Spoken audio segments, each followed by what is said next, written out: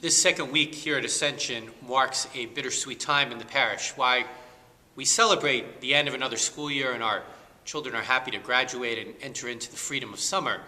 It's also bittersweet because this is the last time Ascension School will bid farewell to its children for the summer.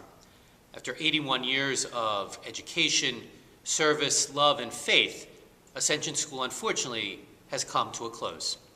And this weekend, as we gather as a parish and a community to celebrate all that Ascension has stood for, I think it's a time that presents us with a crossroads.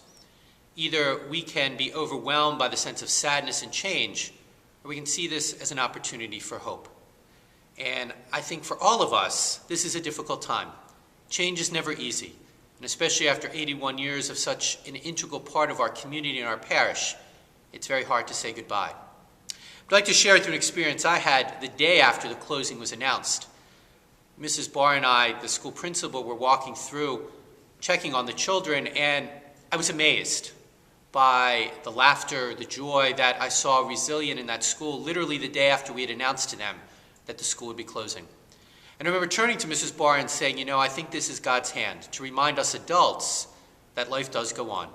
There's a sense of hope, and there's a sense of joy that even though we don't know what the future is, even though the outcome is uncertain, we have to trust that God is walking with us, and God will never lead us astray.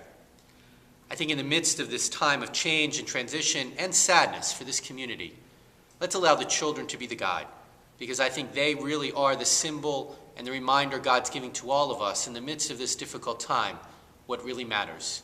Because the children in all of this have always pointed us to the future, a future that God takes us and leads us to, sometimes on a path we're not sure of or not certain about. But if God's leading us, then what do we have to fear? In this time of change and transition for the community, may that be our message, may that be our hope. The hope that God is walking with us and the inspiration that our young people continue to give us, to trust in a brightened future that only God knows and that only God can lead us to.